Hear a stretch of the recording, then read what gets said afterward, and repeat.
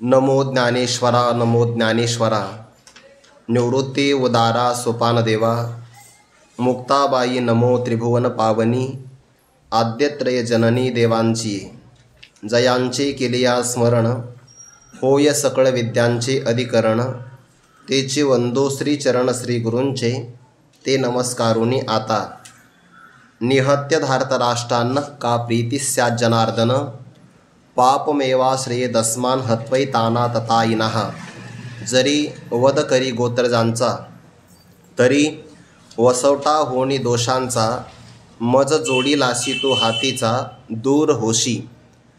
कैवल्य साम्राज्य चक्रवर्ती विश्वमौली ज्ञानोबाराय सकल ब्रह्मनिष्ठ गुरुजनांच्या परमकृपेने श्री भगवती ज्ञानेश्वरीच्या प्रथमाध्यायाचा आपण चिंतन यथामती करत आहोत। समोरच्या पक्षामध्ये आचार्य, पितरगण, पुत्र, पितामहा, मातुला म्हणजे मामा, सासरे, नातू, मेव्हणे अनेक प्रकारचे संबंधी लोक पाहिल्यानंतर भक्तराज अर्जुनाने असं ठरवलं, कोणताही प्रसंग जरी आता आला तर युद्ध मात्र करायचं नाही। यदा कदाचित या सर्वांनी जरी आपला घात केला तरी आत्मरक्षणासाठी सुद्धा आपण मात्र कोणाचा घात करू नये। शास्त्रातला विचार असा आहे की न हिंसात सर्वा भूतानी, कोणत्याही प्राणी मात्राची हिंसा आपण करू नये। कायिक वाचिक मानसिक पीडा होत असेल तर त्याला हिंसा असं म्हणतात आणि तो न करण्याचा भाव त्याला अहिंसा म्हणतात। अहिंसा परमो धर्मः, अहिंसा हा सर्वात मोठा धर्म आहे, हे खरंच आहे।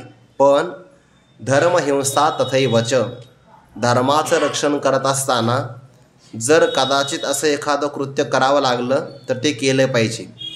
क्षत्रियाच्या वाट्याला प्रामुख्याने युद्ध नावाचं कर्म आलेलं आहे आणि त्या युद्ध नावाच्या कर्मामध्ये तुकोबारायांच्या प्रमाणानुसार आपण जर पाहिलं तर दया तिचे नाव, भूतांचे पाळण, अनेक निर्दळन कंटकाचे, जे कंटक आहे विनाकारण समाजाला किंवा प्रजेला त्रास देतात त्यांच्यावर वचक असावा, त्याला राजदंड असं म्हणतात। आणि मग राजाकरता किंवा क्षत्रियासाठी युद्ध नावाचं कर्म पाहिलं तर हिंसाही आपोआप घडणार आहे। सामान्य रूपाने जरी त्याने हिंसा नाही केली तर अडचण नाही, पण आत्मरक्षणासाठी का होईना स्वतः मात्र प्रबळ असलंच पाहिजे। 2-3 उदाहरण आपण पाहिले। जोपर्यंत माणसाच्या ठिकाणी बुद्धी आणि बल विद्यमान असेल तोपर्यंत त्याने मृत्यू टाळण्याचा प्रयत्न केलाच पाहिजे। यातलं जे बल आहे त्या बलाचा वापर करूनही मृत्यू टाळला पाहिजे आणि बुद्धी म्हणजे चातुर्याचा वापर करूनही आपण आपला मृत्यू टाळला पाहिजे। या सगळ्याचं जर आपण उदाहरण पाहिलं तर छत्रपती शिवाजी महाराजांच्या जीवनामध्ये चरित्र प्रसंगामध्ये असे कितीतरी प्रसंग आले आहे की त्या प्रसंगाला आता जगाने मान्य केलं की बहुतेक यांची आता मृत्यूच्या तावडीतून सुटका होणार नाही। विशाळगडाचा, पन्हाळगडाचा आपण प्रसंग पाहिला तर महाराजांनाही असं वाटलं होतं की पावसाळ्याचे दिवस आहे, कधी ना कधीतरी हा वेढा सैल होईल, सैनिक कंटाळतील आणि मग आपण मात्र सही सलामत यातून सहज सुटू शकू। पण शत्रूला हा अंदाज होता की आपल्याकडं आपण जमिनीवर आहोत, त्यामुळे अन्नधान्याचे आपल्याला कमी पडणार नाही, पण वरती किल्ल्यावर मात्र अन्नधान्याचा साठा कधी ना कधीतरी संपेल आणि छत्रपती शिवाजी महाराज शरण येतील, वाटलं होतं की नाही। पण त्याही प्रसंगातून अमावस्याला सुटून जायचं तो अगोदरचा दिवस निवडला, कारण अमावस्याच्या अगोदरी तेवढाच अंधकार असतो आणि अमावस्याच्या दुसऱ्या दिवशीसुद्धा तेवढाच अंधकार असतो। त्याचा लाभ घेऊन आपण मात्र यातून सुटलं पाहिजे। का? याला बुद्धी असं म्हणतात। बलाचा वापर सर्व ठिकाणी नाही केलेला किंवा आग्र्याचा प्रसंग सर्वांनाच माहिती आहे। छत्रपती शिवाजी महाराजांना असं वाटलं राजकारणातले काही समीकरणं आपण नवीन धोरण धारण करून आपलं स्वराज्य चांगल्या प्रकारे वाढवू, कारण आपल्याला अडचणी खूप येतात।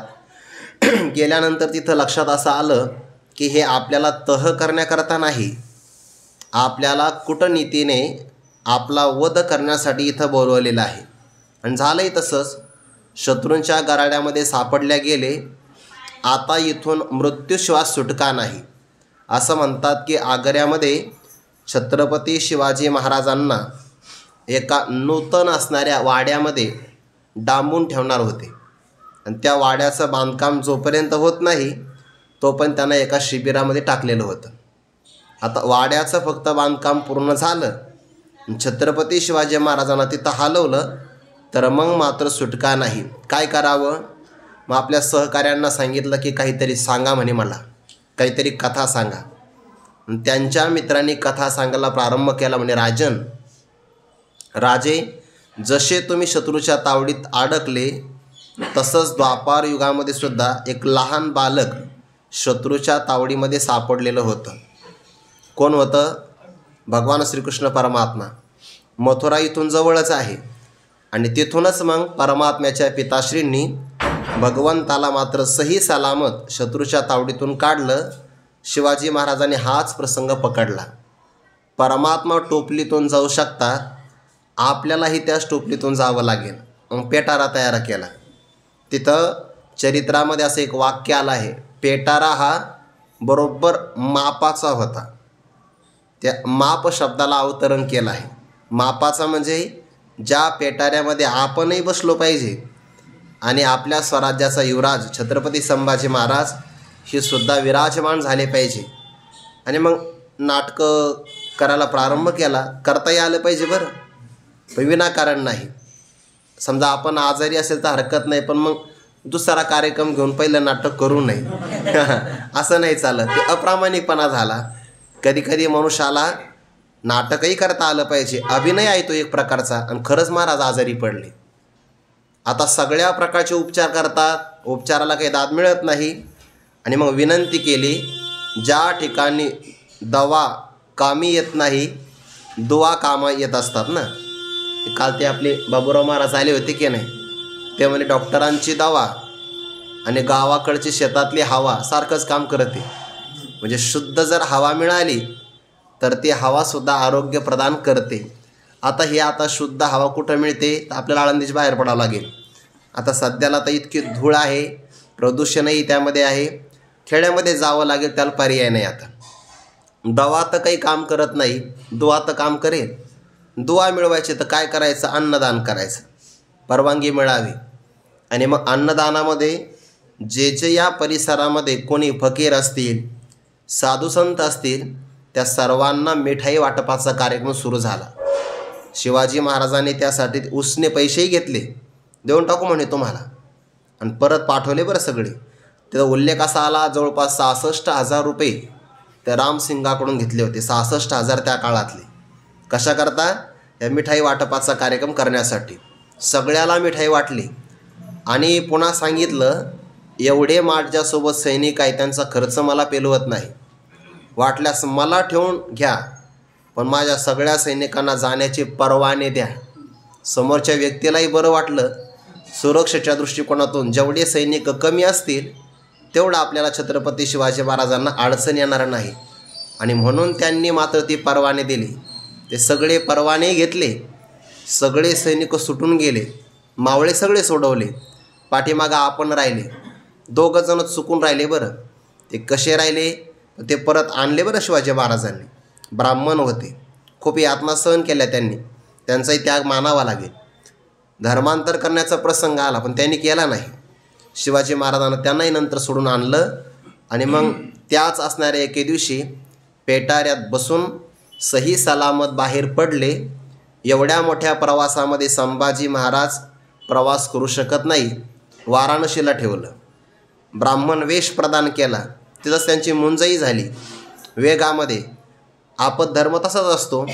जे काम उशिरा करायचं ते लवकर करून घ्यायचं.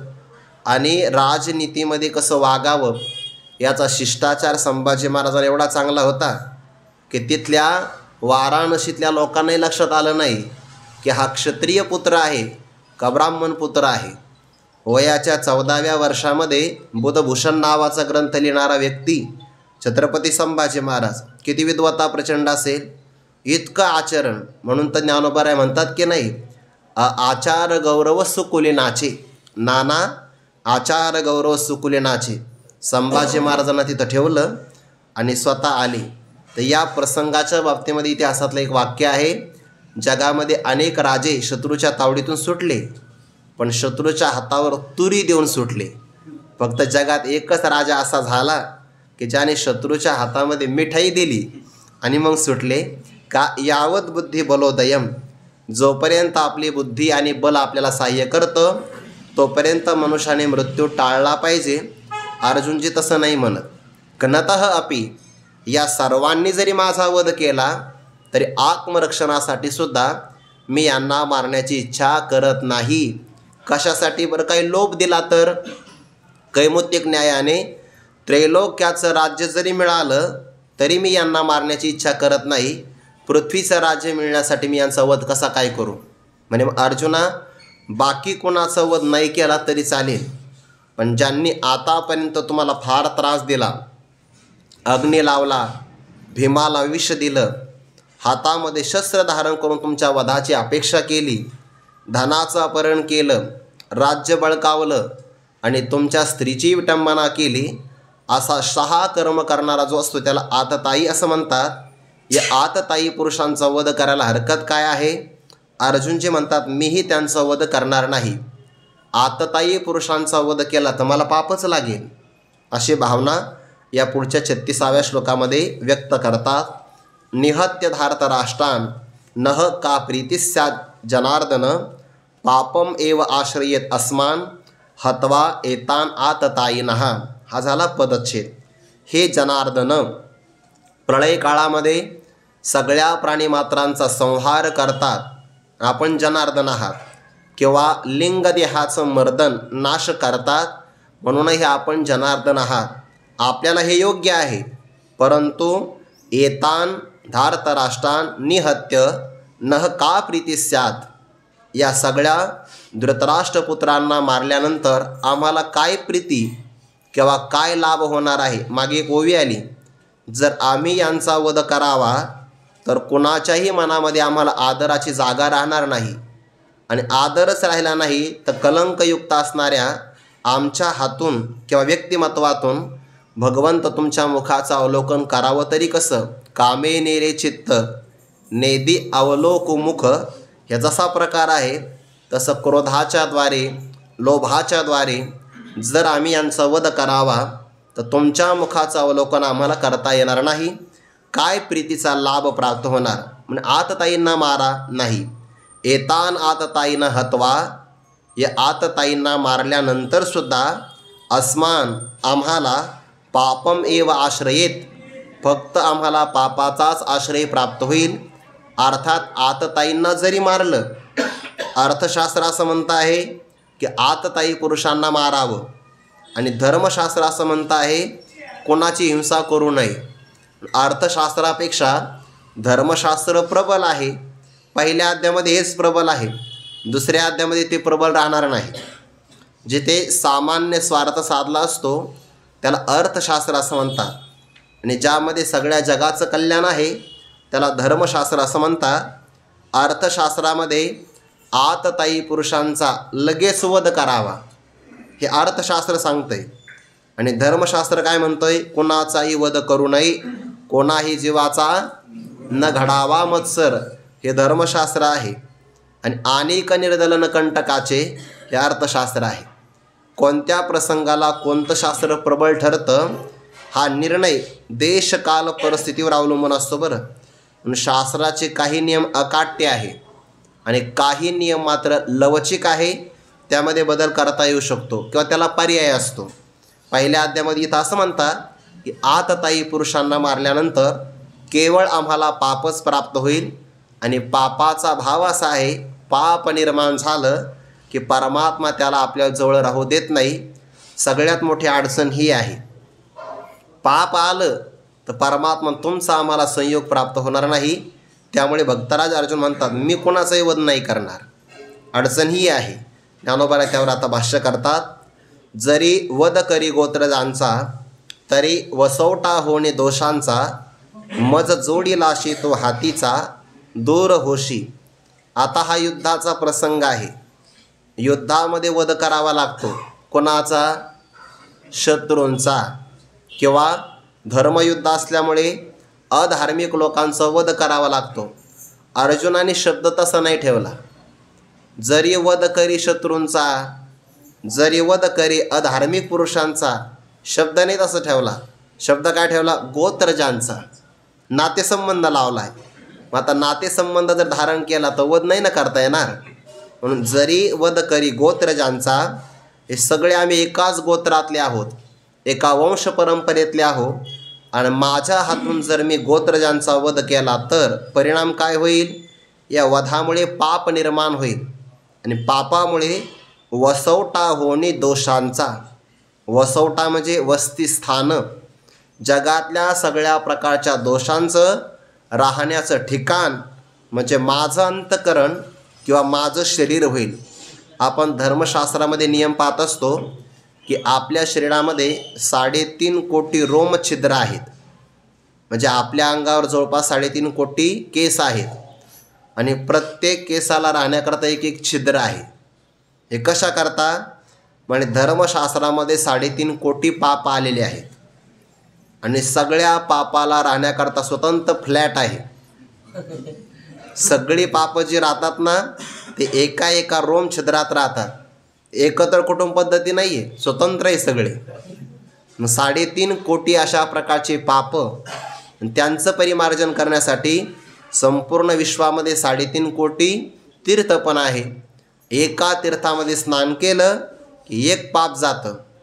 मग किती तीर्थामध्ये स्नान करावं लागेल? 3.5 कोटी. पण त्याला पर्याय आहे. आता हा नियम कठीण आहे ना, पण याला पर्याय काय सांगितला? का तीर्थे जे त्रिभुवनी ते घडती समुद्रावगाहनी. जगातल्या सगळ्या तीर्थामध्ये स्नान करण्यापेक्षा तेवढा वेळ नाही तर मग समुद्रामध्ये स्नान करा. मग ते कुठून वाक्य आलं काय माहिती? सारे तीर्थ बारंबार, गंगा सागर एक बार. जे गंगा आणि सागराचा संगम झाला की सागरामध्ये एकदा स्नान केलं की सगळ्या तीर्थांचं स्नान होतं. आपल्या संतांनी आपल्याला आणखीन एक सवलत दिली आहे. सकळ तीर्थे माध्यान्ह काळी येती पुंडलिका जवळी करीती आंघोळी वंदिती चरण. वैकुंठवासी गुरुवर्य भक्ते बाबा एकदा स्नानाला गेले चंद्रभागेवर. उशीर झाला होता, प्रवासामुळे काहीतरी उशीर झाला असेल. दुपारी 12 वाजता बाबा स्नानाला आले. काही लोकांनी विचारलं, बाबा तुम्ही तर सांगता की सकाळीच लवकर उठलं पाहिजे, सकाळी नित्यनेम उरकला पाहिजे, तुम्हाला तो उशीर झाला. बाबा म्हणले तसं नाही, प्रमाण बघ म्हणे. ऐशे शंकर सांगे ऋषी जवळी सकळ तीर्थे माध्यान्ह काळी येते पुंडलिका जवळी करीती आंघोळी वंदिती चरण. सगळे तीर्थ आता आलेले आहे म्हणूनच मी आता आलो, असा त्याचा अर्थ आहे. विनोदाचा भाग सोडून द्या, पण प्रमाण तसं आहे.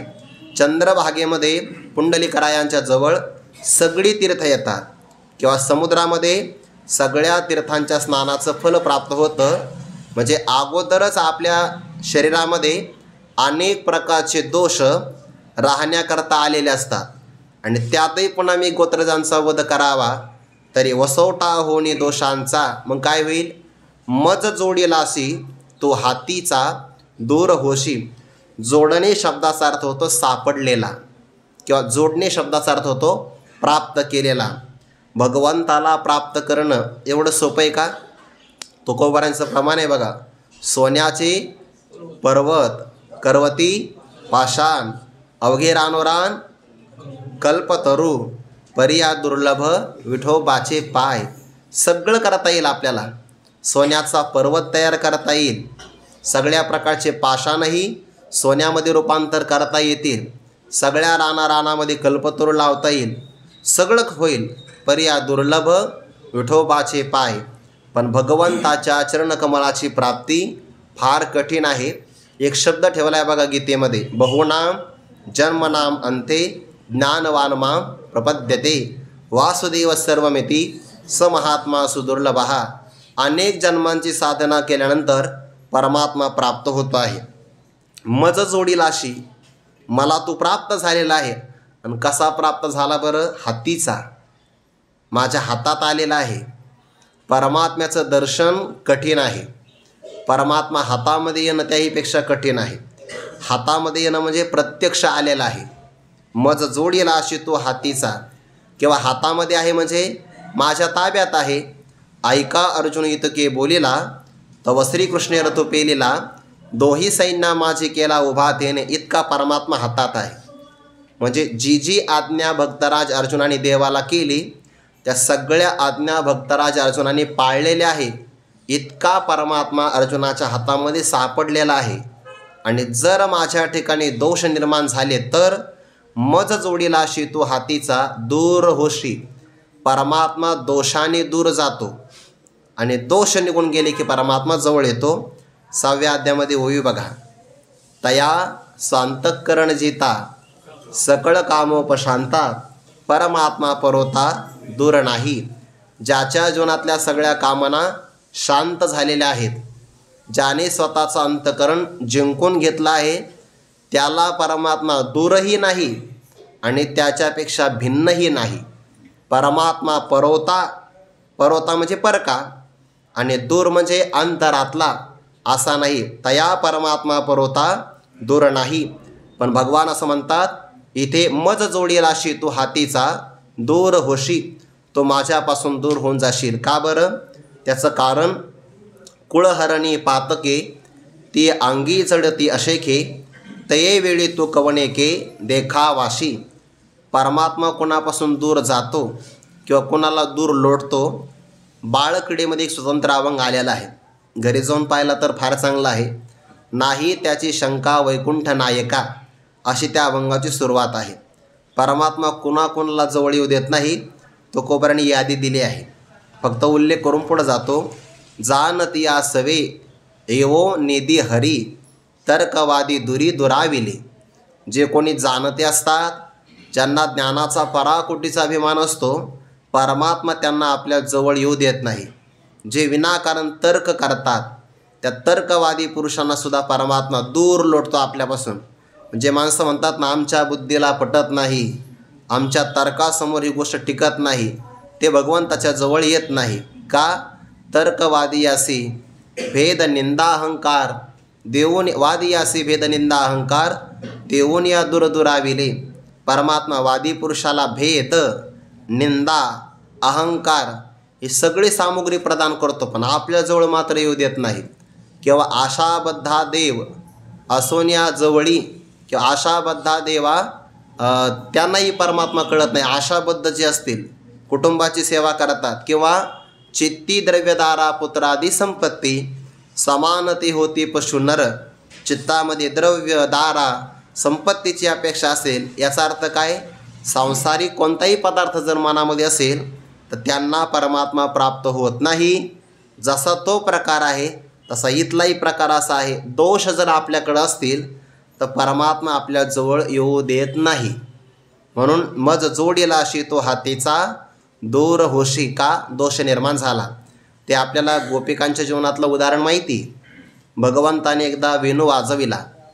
त्या वेणू वाजवण्यामध्ये प्रकार होते. गायींना जर बोलवायचं असेल तर वेणुनाद वेगळ्या प्रकारचा आहे, आणि गोपिकांना जर संवादाकरता एकत्र बोलवायचं असेल तर त्यातला असणारा स्वर माधुर्य वेगळा आहे. गोपिका सगळ्या भगवंताच्या जवळ आल्या आणि भगवंताने तिथं त्यांची थट्टा मस्करी केली. का गं म्हणे, तुम्ही सगळ्या इथं आल्यात, तुम्हाला घरी प्रपंच आहे, मुलं आहे, तुमचे सगळे पतिदेव आहेत, सासू सासरे आहेत, आणि या सगळ्यांचा परित्याग करून तुम्ही इथं आलात, हे मात्र योग्य नाही. त्या गोपिकांनी सांगितलं, प्रभो, अनंत जन्मात आम्ही कुटुंबाची सेवा केली आहे, या जन्मात तुमचं दर्शन होत आहे, आता तरी आम्हाला दूर लोटू नका. भगवंतांनी त्यांचा स्वीकार केला. स्वीकार केल्यानंतर इतके परमात्मा समरस झाले की एका गोपिकाला भगवंतांनी आपल्या खांद्यावर बसविलं. इथपर्यंत चांगलं होतं, पण खांद्यावर बसवल्यानंतर त्या गोपिकाच्या मनामध्ये अहंकार निर्माण झाला. जरी या सगळ्या गोपिका भगवंताचं दर्शन करतात, पण तरीसुद्धा मी या सर्वांपेक्षा श्रेष्ठ आहे, मी सर्वांपेक्षा श्रेष्ठ आहे, हा मीपणा आला की दोषच येतो बघा. आणि या दोषामुळे परमात्मा जे हातात आले होते, मज जोडीला अशी तू हातीचा, जो परमात्मा हातात आलेला होता तो परमात्मा क्षणार्धामध्ये अंतर्धान पावला.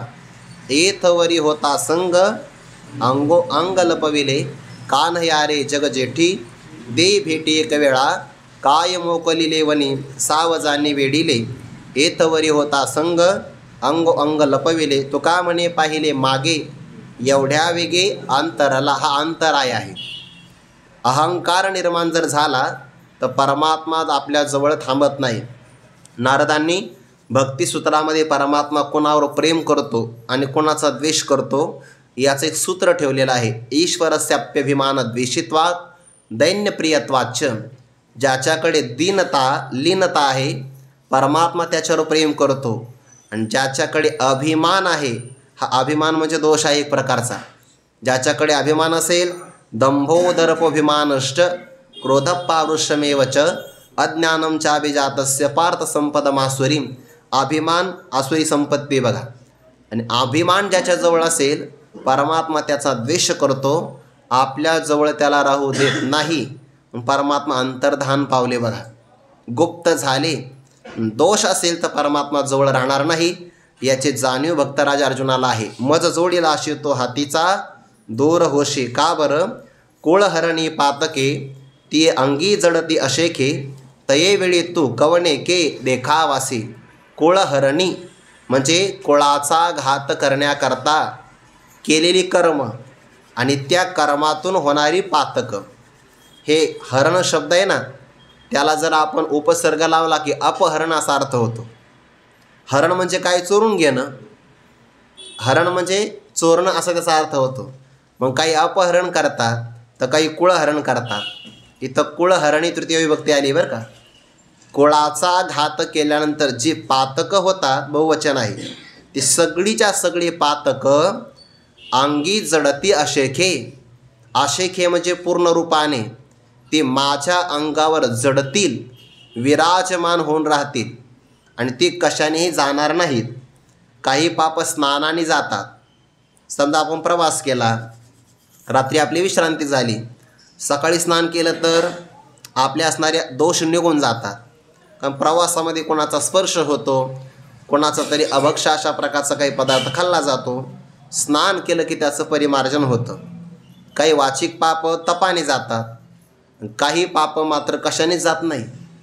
ते अंगी जडते अशेखे, नामस्मरणातून काही पाप जातात आणि सगळ्यात मोठी पाप ज्ञानाने जातात. यस्य ज्ञानमयम तपहा. सगळी पाप जातात. किंवा नामस्मरणाच्या पुढे पाप निर्माण होऊ शकत नाही. हरि उच्चारणी अनंत पाप राशी जातील, इथं स्वल्पविराम द्यायचा, नाहीतर मग वेगळाच अर्थ होईल. हरि उच्चारणी अनंत पाप राशी असा त्याचा अर्थ होईल. तसा अर्थ नाही करायचा. हरि उच्चारणी अनंत पापराशी जातील लयासी क्षण मात्रे, स्वल्पविराम पुढं द्यायचा. फक्त ते यमक साधण्यासाठी किंवा अभंगाची रचना म्हणून दंड तो अलीकडे आहे. पण अर्थ करत असताना तो आपण अर्थ करायचा असतो. भगवंताच्या नावासमोर कोणती पापं जात म्हणजे टिकू शकत नाही. सगळीच्या सगळी पापं जातात, पण कर्माने केलेली पापं कोणत्या कर्मातून जात नाही.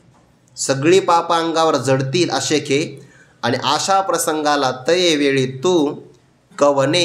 कवने म्हणजे कुणी, के म्हणजे कोठे.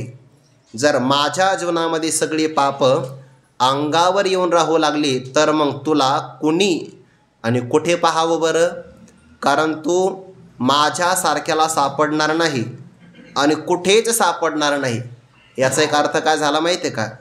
ज्याच्या जीवनामध्ये पाप आहे तो अगदी देवाच्या तीर्थामध्ये जरी गेला तरी परमात्मा त्याला तिथेही सापडणार नाही. पापी पुरुषाला परमात्मा त्रैलोक्यात सापडणार नाही आणि शुद्ध पुरुषाला परमात्मा आपल्या हृदयात सुद्धा सापडेल. तुका म्हणे चित्त करावे निर्मळ एवोनी गोपाळ राहे तेथे. तुकोबारांचं एक प्रमाण आहे बघा. तुका म्हणे ते शरीर घर भांडार देवाचे, असं बहुतेक प्रमाण आहे. ज्याच्या जीवनामध्ये शुद्धता आहे त्याचं अंतकरण हेच परमात्म्याचं राहण्याचं ठिकाण आहे. तरी जयाचे चोखटे मानसी मी होणे असे क्षेत्र संन्यासी जया निजेल्या ते उपासे वैराग्य गा. शुद्ध पुरुषाच्या हृदय नावाच्या मंदिरातच परमात्मा आहे आणि पापी पुरुषाला परमात्मा मंदिरात सुद्धा नाही. तये वेळी तू कवने. कवने म्हणजे कुणी आणि के म्हणजे कोठे. तुला कुणी आणि कोठं पाहावं, कारण तू कुठं सापडणार नाही आणि अधिकार नसल्यामुळे कोणाही पुरुषाकडून दिसणार नाही. माझी अवस्था होऊ नये म्हणून मी युद्ध करत नाही. अडचण ही आहे, युद्ध करण्यामध्ये पराक्रमी अर्जुन घाबरत नाही, पण युद्धाच्या परिणामातून जे पाप होईल, ज्या पापातून परमात्म्याचा वियोग सहन करावा लागेल, तो वियोग आपल्याला सहन होणार नाही, हे खरी अडचण आहे. तये वेळे तुकवणे के देखावासी, कसा परमात्मा दूर जाईल याकरिता ज्ञानोबाराय 2 उदाहरणं देतात आणि सिद्धांत 3ऱ्या ओळीमध्ये सांगतात. पुढच्या 3 ओव्यांचा एकत्र विचार आहे. जैसा उद्याना माझी अनळ, संचरला देखोनी प्रबळ, मग क्षणभरी कोकिळ स्थिर नोहे, का सकर्दम सरोवर अवलोकोनी चकोर, न सेवित अभेर करुणी निगे, तया परी तू देवा मज जकवून न येसी मावा, जरी पुण्याचा ओलावा नाश जैल, म्हणून मी हे न करी. पुढच्या पण ओळीचा संबंध लागतो बरं, पुढच्या ओळीचा संबंध आहे त्या ओळीशी, पण श्लोक झाल्यानंतर आपण पाहू. जैसा उद्याना माझी अनळ, उदाहरण दिलं आहे पहिल्या ओळीमध्ये कोकिळाचं, दुसऱ्या ओळीमध्ये उदाहरण दिलं आहे चकोराचं. आता कोकिळ उद्यानामध्ये राहतो आणि चकोर सरोवरामध्ये राहतो, पण कुठपर्यंत राहतो त्याची मर्यादा आहे. परमात्मा एखाद्या भक्ताच्या सान्निध्यात राहतो, पण कुठपर्यंत? जोपर्यंत तो भक्त शुद्ध आहे तोपर्यंत. जर त्याच्यामध्ये दोष निर्माण झाला तर परमात्मा त्याचाही त्याग करून जातो. मग उदाहरण पुढे तशाच प्रकारची दिली आहे. कोकिळ वसंताचं आगमन झालं की कलरव करतो. निसर्गामध्ये सगळ्या पक्ष्यांकडे काही ना काही वैशिष्ट्य आहेत. साळुंकी मंजूळ बोलत असे वाणी, साळुंकीचंही बोलणं मंजूळ आहे बघा. आणि असं म्हणतात प्रसंगानुसार ती स्वर बदलते. आनंदात असेल तर स्वर वेगळा आहे, एखादा सर्प पाहिला तिने की स्वर वेगळा आहे, आणि फाशी पारधी माणसे आले की ते पारधी लोक ते आले की स्वर वेगळा आहे. ते सावध करते बघा. मग तिची काहीतरी कोड लँग्वेज असेलच ना, सांकेतिक भाषा, पण ती बोलते बघा.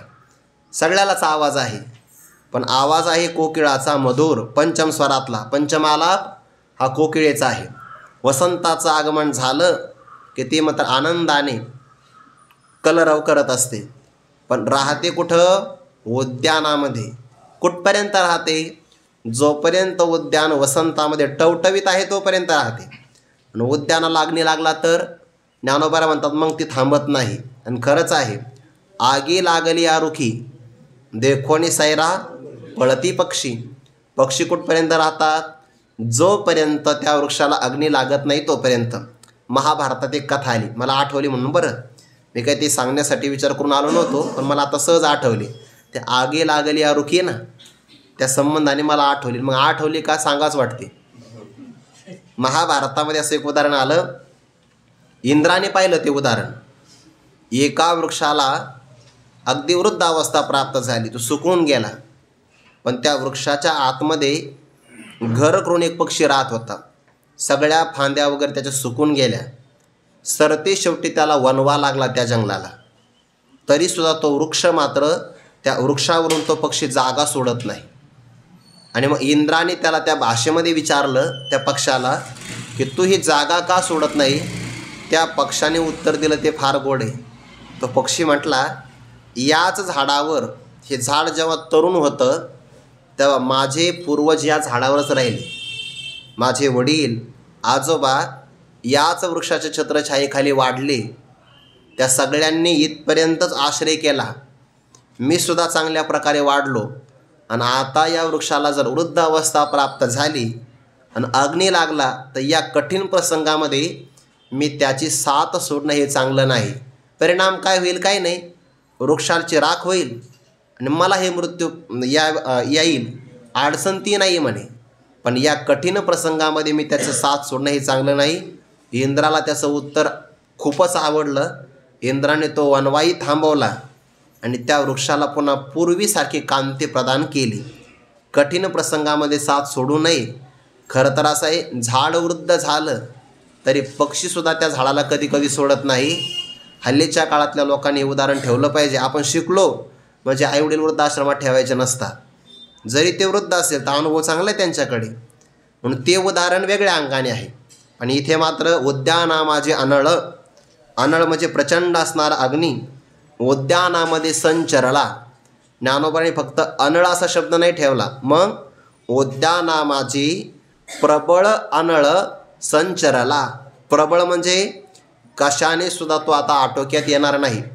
अगदी अग्निशामक दलाच्या गाड्या जरी आल्या तरीही जो अग्नी शांत केला जाणार नाही, असा प्रचंड अग्नी उद्यानामध्ये संचार करतो आहे. हे पाहिल्यानंतर मग क्षणभरी कोकिळ स्थिर नव्हे. त्या ठिकाणी कोकिळ नावाचा पक्षी क्षणभरापर्यंत सुद्धा स्थिर राहत नाही. का? कारण हा अग्नी उद्यानाला भस्मसात करेल तसा आपल्यालाही भस्मसात करू शकतो.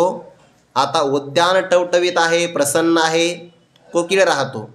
उद्यानाला अग्नी लागला की कोकिळ थांबत नाही. तसं देवा, जोपर्यंत मी शुद्ध आहे तोपर्यंत तू माझ्याजवळ राहशील, आणि एकदा पाप माझ्या अंगावर आलं की तू मला सोडून जाशील, म्हणून मी युद्ध करणार नाही. पहिलं उदाहरण. दुसरं उदाहरण दिलं आहे का म्हणजे अथवा सकर्दम सरोवर अवलोकोनी चकोर मग न सेवित अभेर करुणी निघे. सरोवर आहे पण कसं? जलाने भरलेलं नाही. सकर्दम, कर्दम म्हणजे चिखल, चिखलानेच भरलेलं आहे. चकोर नावाच्या पक्षाला चंद्रकिरणातून पाझरणारं अमृत सेवन करण्याच्या हातवटी आहे. जैसे शारदीयेची चंद्रकळे माझी अमृत कनकोवळे, ते वेचिती मने मवाळे चकोर तलगे. चकोर पक्षांची पिलं त्या चंद्रकिरणातून पाझरणारं अमृतकण सेवन करतात. ज्ञानोबा म्हणतात बघा, सांगे कुमुददळाचे नि ताटे, जो जेविला चंद्रकिरणे चोखटे, तो चकोर काय वाळवंटे चुंबित असे. कमळाच्या पत्रावर बसून, किंवा कमळाचं पत्र म्हणजे पान हेच ताट आहे, आणि त्या ताटावर बसून ज्याने शुद्ध चंद्रकिरणाचं प्राशन केलं आहे, म्हणजे चंद्रकिरणाच्या अमृताचं प्राशन केलं, याने संतुष्ट झालेला चकोर वाळवंटातले खडे चाखत बसेल का? नाही. अरे जो अमृताने तृप्त झाला तो कशाला कोरडे वाळवंटाचे खडे चाखत बसेल? पण हे कुठपर्यंत? जोपर्यंत त्या सरोवरामध्ये कमळाचे उद्यान आहे तोपर्यंत. कमळाची वेली असते आणि ती वाढण्याकरता जास्त प्रमाणात पाणी लागतं. चिखलाचा उपयोग चकोराला नाही होत. चिखलाचा उपयोग होतो बघा, एरा चिखलो चिवरे, का कमलकंदा आणि दरदुरी नांदणूक एकेची घरी, परी पराग सेवेचे भ्रमरी एरा चिखलो चिवरे. चिखल पाहिला की बेडकाला आनंद होतो, चिखल पाहिला की चकोर मात्र थांबत नाही. का? सकर्दम सरोवर, सरोवर आहे पण सगळा गाळच आहे, चिखलच आहे. अवलोकोनी चकोर, चकोर त्याचं अवलोकन करतो म्हणजे सगळीकडे पाहतो. कधी कधी काय होतं, उंच भाग असेल तर पाणी थांबत नाही म्हणून चिखल लवकर तयार होतो, आणि खोल भाग असेल बराच काळापर्यंत पाणी राहतं पण तिथंही पाणी नाही, चिखलच आहे. असं चकोराने अवलोकन केलं सगळं. अवलोकोनी चकोर न सेवित, त्या सरोवराचं सेवन न करता अव्हेर करून निघे, तर त्याचा परित्याग करतो, तिरस्कार त्याला अव्हेर म्हणतात, आणि तो तिथून निघून जातो. बघा, ही झाली उदाहरणं. सिद्धांत काय आहे? जर प्रबळ अग्नी लागला तर कोकिळ उद्यानात थांबत नाही. चिखल सरोवरामध्ये झाला तर चकोर तिथं थांबत नाही.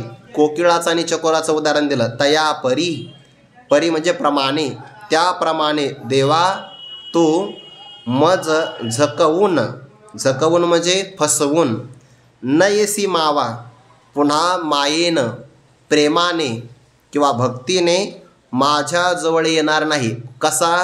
जरी पुण्याचा ओलावा नाशी जाईल. माझ्या ठिकाणी पुण्याचा ओलावा आहे, जिव्हाळा आहे, आणि जर तो ओलावा नष्ट झाला, कशाने नष्ट होईल? आता पुण्यामुळे तुम्हाला प्राप्त झाला आहे, पण माझ्या हातून जर गोत्रजांचा वध झाला तर पाप होईल ना. पापे जडती अशेके, आणि त्या पापाचा परिणाम तुम्हाला फसविशील. अर्जुना, मी आत्ता येतो, थोडा वेळ थांब. काही काही माणसं म्हणतात बघा, ते ओळखू येऊ देत नाही. त्यांना जर आपल्या कार्यक्रमाला गैरहजर राहायचं असेल तर ते अशी कितीतरी लोक मी पाहिलेले आहे. जर समजा त्यांना कीर्तन प्रवचन आवडलं नाही ना, तर त्यांना इच्छा नसते बसण्याची. काही नाही बघा, सहज मोबाईल काढतात आणि कानाला लावतात. काही नाही, नाटके असतात. काही फोन वगैरे कोणाचा आलेला नसतो, काही नसतो. कानाला फोन लावायचं आणि आपण काहीतरी बोलतोय असं म्हणून ते निघून जातात. जे निघून जातात प्रसादालाच येतात, मध्यंतरी येत असं नाही. याला म्हणतात फसविणं. मी आत्ता येतो बघा 2 मिनिटामध्ये, ते 2 मिनटं म्हणतो 2 तासाने येतो. म्हणजे हे काही फसविण्याची पद्धती आहे. तसं परमात्मन तुम्ही असं म्हणा, अर्जुना तुझा रथ मी इथं उभा केला आहे, मी 2च मिनिटामध्ये येतो.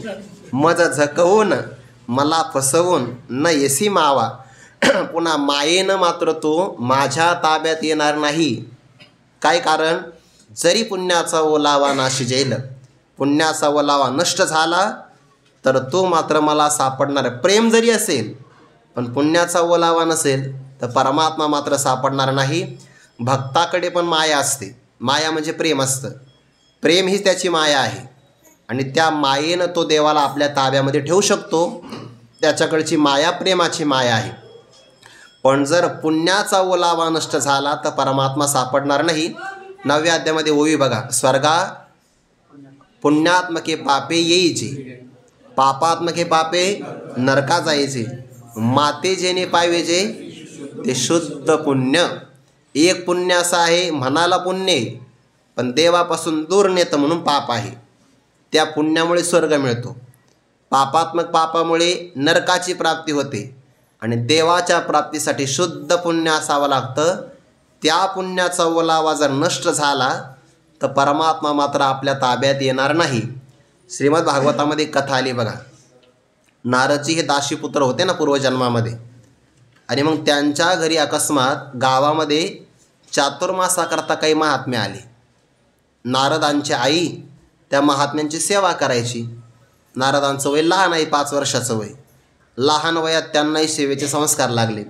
लहान वयातच लागले पाहिजे संस्कार, मोठेपणी लागत नसतात. लहानपणीच लहान आपलं मोठे समजा महात्मे आपल्या घरी आले तर लहान मुलांना त्यांच्या सेवेमध्ये प्रवृत्त केलं पाहिजे. म्हणजे पाणी द्या, त्यांना काहीतरी अन्नपदार्थ वाढा, असं त्यांना सेवेत प्रवृत्त केलं पाहिजे, जेणेकरून त्यांना सवय लागेल. आपण तसं नाही करत. महात्मे आले का लहान मुलांना घे मोबाईल, ये फिरून. मग ते महात्मे जाऊस तर ते काही घरी येत नाही बघा. आणि आपल्याला वाटतं बरं झालं त्याचा ताण नाही, पण तसं नाही. त्यांना समाविष्ट केलं पाहिजे. मग आपली आई सेवा करते तर नारदजी 5 वर्षाच्या वयामध्ये त्या महात्म्यांची सेवा करू लागले. सगळे महात्मा प्रसन्न झाले आणि त्यांनी मग भगवंताची आराधना कशी करावी हा सगळा विधी सांगितला. नारद महर्षींनी सगळं जसं त्यांनी सांगितलं तशाच प्रकारची आराधना केली. पण आईचं प्रेम असतं आणि प्रेमामुळे मात्र त्यांना जास्त काही आराधना करता येईना. एके दिवशी काही कामासाठी आई बाहेर पडल्या तर आईला सर्पदंश झाला. त्यामध्ये आई मरण पावली. नारदजी असं म्हणतात, तो माझ्यावर भगवंताने केलेला अनुग्रहच होता. देवभक्ता लागी करून येते संसार, अंगे वारावार करून ठेवी. परमात्मा भक्तावर संकट धाडतो त्याची कारणच ही आहे. कारण भगवंताला असं वाटतं की याने आसक्त मात्र होऊ नये. मग आराधना केली. ती आराधना करता करता अंतरामध्ये परमात्मा प्रगट झाले, अंतरामध्ये, आणि एकाएकी पुन्हा अदृश्य झाले. आणि नारदजी व्यथित झाले की जो माझ्या हृदयामध्ये मला आनंद प्राप्त झाला तो एकाएकी अदृश्य कसा काय झाला. तेवढ्यात आकाशामध्ये आकाशवाणी झाली, हंतास्मी जन्मनी भवान, हंतास्मी जन्मनी भवान मा द्रष्टुम यहार्हती. तो मला या जीवनामध्ये पाहू शकणार नाही, काळजी करू नको म्हणे. का बरं? त्यातलं एक वाक्य फार गोड आहे. अविपक्व कषायानाम दुर्दर्शोहम कुयोगिनाम. ज्यांच्या जीवनातल्या सगळ्या वासना शांत झालेल्या नसतात त्यांना मी दर्शन देत नाही.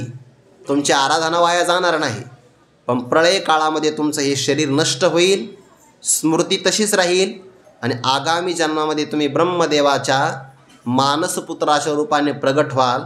तुम्हाला अविचल भक्ती प्राप्त होईल. या जीवनामध्ये तुमचं अंतरात दर्शन झालं एवढाच योग आहे. आता परत तुम्हाला माझं दर्शन होणार नाही. भगवंताने आकाशवाणीतून सांगितलं. कारण का अविपक्व कषायानाम दुर्दर्शोहम कुयोगिनाम. ज्यांच्या जीवनातल्या वासना पूर्णपणे शांत झालेल्या नसतात त्यांना मी दर्शन देत नाही. तसं ज्यांच्याकडे दोष आहे, ज्यांच्याकडचा पुण्याचा वलावा नष्ट झाला त्यांना परमात्मा दर्शन देत नाही. तयापरी तू देवा मज झकवून न येसी मावा, जरी पुण्याचा वलावा नाशी जैल तस्मात म्हणून या श्लोकामध्ये पण तस्मात शब्द आला आणि ओळीतही तोच आला आहे बघा. संस्कृतमध्ये तस्मात म्हणजे म्हणून. तस्मान्नारहा वयम हंतुम धार्तराष्ट्रान् स्वबांधवान् स्वजनम ही कथम हत्वा सुखिनः स्याम माधव. पदच्छेद असा आहे, तस्मात न अर्हा वयम हंतुम धार्तराष्ट्रान् स्वबांधवान् स्वजनम ही कथम हत्वा सुखिनः स्याम माधव. हे माधव, तस्मात या कारणामुळे. कोणत्या कारणामुळे? मागे श्लोकात काय सांगितलं? बाकीच्यांचा मी वध करणार नाही, पण आतताई असणाऱ्या या दुर्योधनादिकांचा सुद्धा मी वध केला तर मला पापच लागेल. तस्मात म्हणून स्वबांधवान धार्तराष्ट्रान हंतुम वयम न अर्हाहा. या आमच्या स्वतःच्या बांधवांना, धृतराष्ट्रपुत्रांना मारण्यासाठी आम्ही समर्थ नाही किंवा आम्ही कोणी योग्य नाही. कारण हे माधव ही नामकारण स्वजनम हत्वा कथम सुखिनः स्याम. आम्ही जर आमच्या सुखियांना मारलं तर आम्ही कशावर सुखी होऊ? ज्याला सुखी व्हायचं असेल त्याने आपल्या स्वजनांनाही समाधान दिलं पाहिजे. कारण सुख वाटलं तर वाढत असतं, संकोचित केलं की ते लवकर संपतं. स्वजनांना मारून आम्हाला कसं काय आनंद मिळणार आहे? कसं आम्ही सुखी होऊ? आम्ही सुखी होणार नाही. ज्ञानोबा यावर भाष्य करतात, मनोनी मी हे न करी ये संग्रामी शस्त्र न धरी हे किडाळ बहुती परी दिसत असे. भगवंतांनी प्रतिज्ञा केली होती ना की मी या युद्धामध्ये शस्त्र धारण करणार नाही.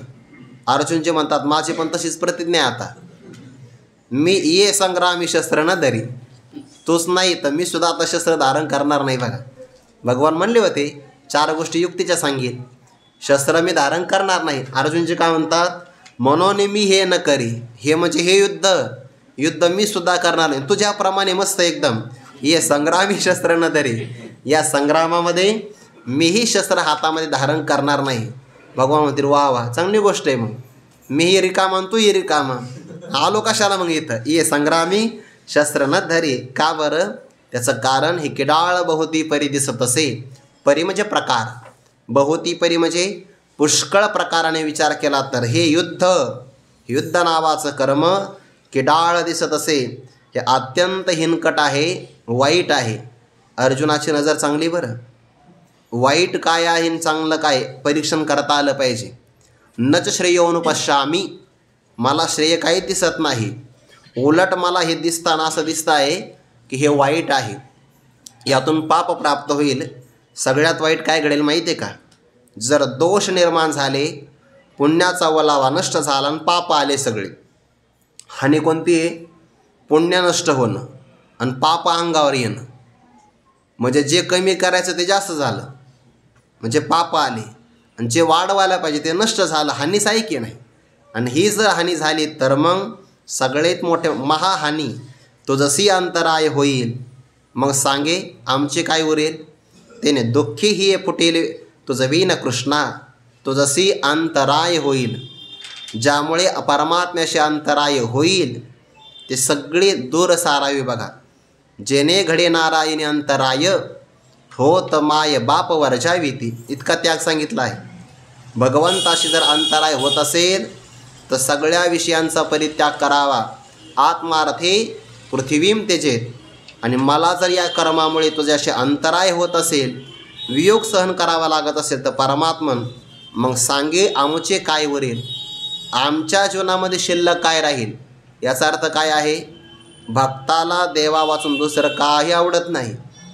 परमात्मा जर आपल्या जीवनातून निघून गेला, जीवन शून्य आहे. बघा, प्राण निघून गेला तर शरीर शून्य आहे. तसं परमात्मा जर निघून गेला तर मग जीवनात जगून काय फायदा आहे? जयांचे जीवित्व जोडले मदचे लागी. किंवा ज्ञानोबरांची आणखीन एक ओवी बघा, जयांचे ज्ञान विश्व नेणे जाणीव मज एका त्याची जाणे, जया ऐसे लाभे तरी जिने एरवी मरण. किंवा माझिया सेवा जी आली, ते जगतात माझ्या सेवेसाठी. आणि जर त्यांना असं नाही मिळालं तर एरवी मरण. ते म्हणतात मरण चांगलं, पण भगवंताच्या वियोगामध्ये राहायचं नाही. मग सांगे जीवनामध्ये आमचं काय उरेल?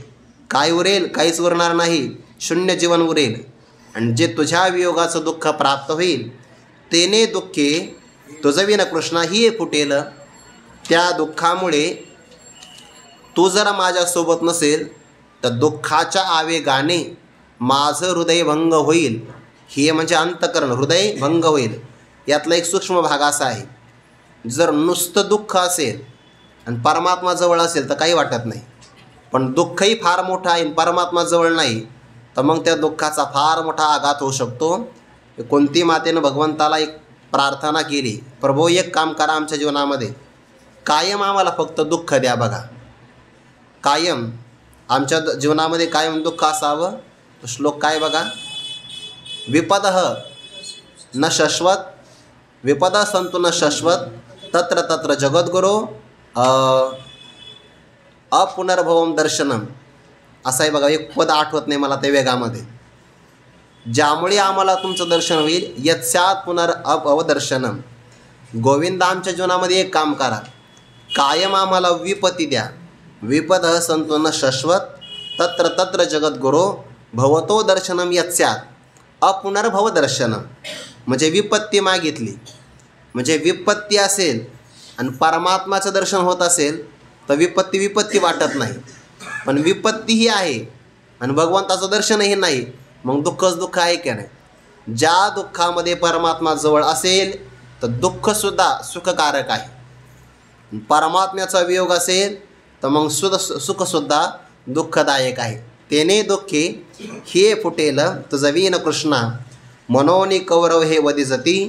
मग आम्ही भोगी जती हे असो माता आगळती अर्जुन म्हणे. म्हणून या कौरवांचा वध करावा, मारले जातील, वदिजती त्यांचा वध झाल्यानंतर मग आम्ही राज्यभोग आमच्याकडून भोगला जाईल.